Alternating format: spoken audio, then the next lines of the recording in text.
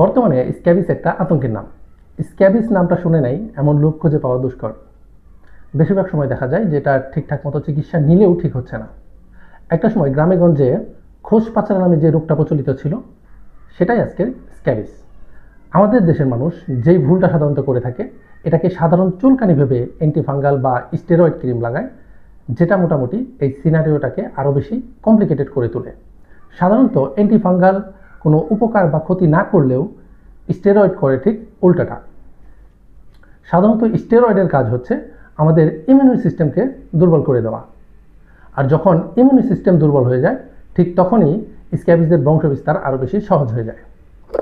তো আজকের এই ভিডিওতে আমরা জানার চেষ্টা করব স্ক্যাবিস কি, স্ক্যাবিস কীভাবে ছড়ায় এবং এর লক্ষণগুলি কী কী। তাছাড়াও কোন কোন ভুলে চিকিৎসা নিলেও স্ক্যাবিস ভালো হয় না। তাছাড়াও ভিডিওর শেষে স্ক্যাবিসের চিকিৎসা এবং এটা থেকে বেঁচে ফেরার উপায়গুলো জানানো হবে। তো ভিডিওর শুরুতে একটা কথা বলে রাখি যে কখনোই নিজে নিজে ডক্টর হতে যাবেন না, কারণ আপনার ছোটোখাটো ভুল আপনার অনেক বড় ধরনের ক্ষতি করে দিতে পারে। স্কিন বা অন্য যে কোনো কারণে অবশ্যই একজন ভালো রেজিস্টার চিকিৎসকের পরামর্শ নেবেন।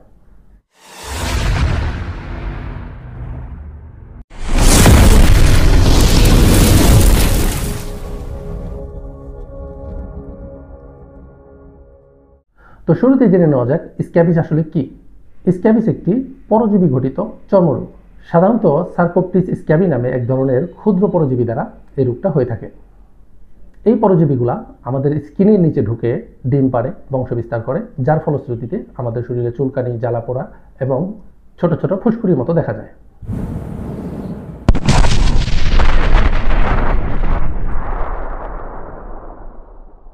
সাধারণত স্ক্যাবিসের জীবাণু বা মাইট মানুষের শরীরে আসার পর 20 থেকে 30 মিনিটের ভিতরে গর্ত করে ভিতরে ঢুকে যেতে পারে।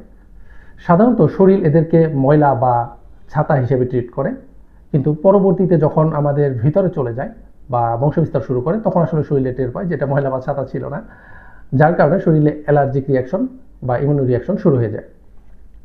সাধারণত 20 থেকে 30 মিনিটের মধ্যেই এটা মানুষের শরীরের ভিতরে ঢুকে যায় এবং 2 থেকে 3 দিনের ভিতরেই মানুষের শরীরে ঢুকে ডিম পাড়া শুরু করে এবং 3 থেকে 4 দিনের মাথায় ডিম ফুটে লার্ভা বের হয় এবং ডিম পাড়ার 10 থেকে 14 দিনের মধ্যেই সেগুলো পরিপূর্ণ মাইটে পরিণত হয়।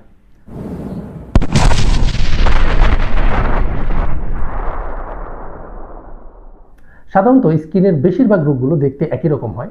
তো আপনি কিভাবে বুঝবেন যে আপনার শরীরে যে চুলকানিটা হয়েছে সেটা স্ক্যাবিস কিনা? সাধারণত স্ক্যাবিসের প্রধান উপসর্গ হচ্ছে তীব্র চুলকানি, এবং এই চুলকানিটা বিশেষ করে রাতের বেলা বেশি বেড়ে যায়।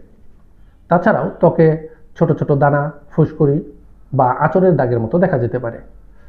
চুলকানির জায়গাগুলো সাধারণত হাতের ফাঁক, কবজি, কোমর এবং নাভির আশেপাশে, এবং শিশুদের ক্ষেত্রে বিশেষ করে মাথায়, ঘাড়ে এবং হাতের তালুতে বেশি দেখা যায়।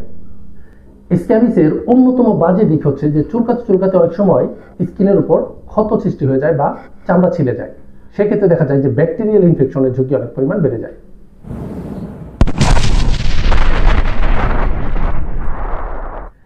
স্ক্যাবিস মূলত ছড়ায় সংস্পর্শ থেকে, বিশেষ করে একই কাপড় চোপড় ব্যবহার করা, একই বিছানায় ঘুমানো এবং আক্রান্ত রোগীকে বারবার স্পর্শ করার মাধ্যমে স্ক্যাবিস রোগটা ছড়িয়ে থাকে।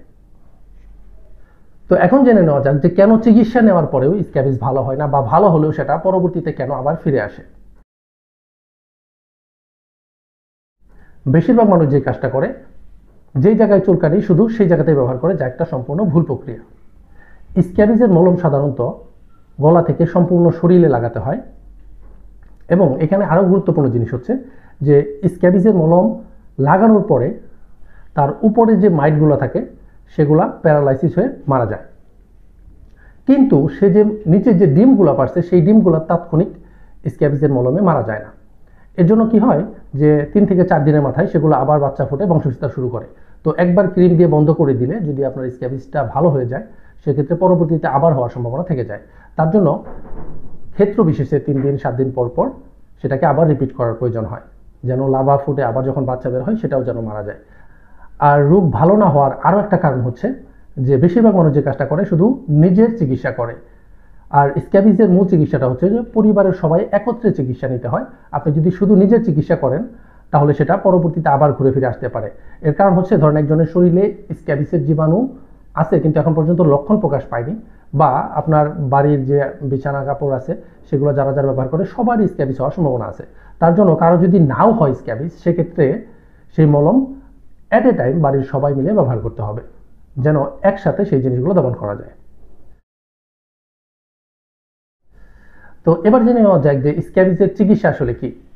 তো সাধারণত ডক্টরেরা আপনার পারমেথ্রিন 5% ক্রিম এবং বেঞ্জাইল বেঞ্জয়েড যে লোশন আছে সেটা স্ক্যাবিসের চিকিৎসার জন্য ব্যবহার করতে বলে।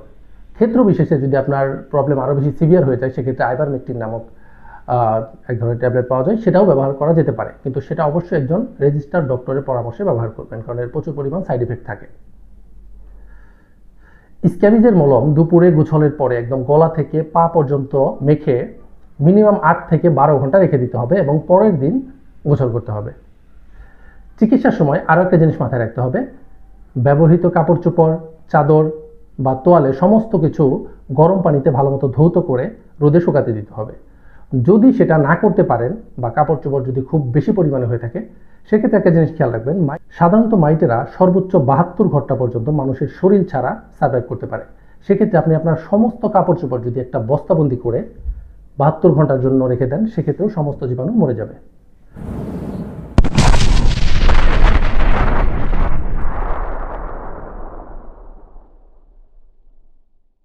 যে ধরেন আপনার তো স্ক্যাবিস হয় নাই, তাহলে আপনি কিভাবে স্ক্যাবিস থেকে সুরক্ষিত থাকবেন?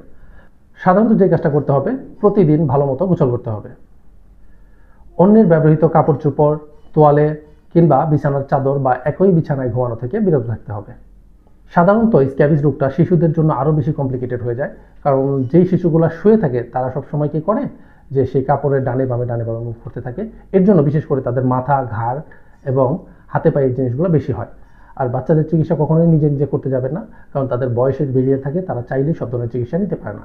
সেক্ষেত্রে অবশ্যই একজন শিশু বিশেষজ্ঞ দেখাতে হবে। তো আরও একটা জিনিস বলে রাখি যে স্ক্যাবিসটাকে স্মার্ট জগতের মানুষগুলা লজ্জাজনক বা মানুষকে বলতে লজ্জা পায় বিধায় এর চিকিৎসা করায় না বা নিজে থেকে চিকিৎসা করার চেষ্টা করে। তারা যে কাজটা করে সাধারণত অ্যান্টিফাঙ্গাল বা স্টেরয়েড ক্রিম লাগায় সেটাকে দমন করার চেষ্টা করে, কিন্তু পরবর্তীতে জিনিসটা আরও কমপ্লিকেটেড হয়ে যায়। তার জন্য আপনি যদি স্ক্যাবিজের লক্ষণ দেখতে পান, সেক্ষেত্রে যথাসম্ভব চেষ্টা করবেন যত দ্রুত সম্ভব একজন ডক্টরের পরামর্শ নিয়ে ভালো মতো চিকিৎসা করার জন্য। তো আজ এ পর্যন্তই, দেখা হচ্ছে অন্য কোনো ভিডিওতে। যদি ভিডিওটা আপনাদের একটু উপকারে আসে, সেক্ষেত্রে লাইক বা সাবস্ক্রাইব করে আমাদের সাথে থাকতে পারেন। দেখা হচ্ছে অন্য কোনো ভিডিওতে। সে পর্যন্ত সবাই ভালো থাকুন, সুস্থ থাকুন। আসসালামু আলাইকুম।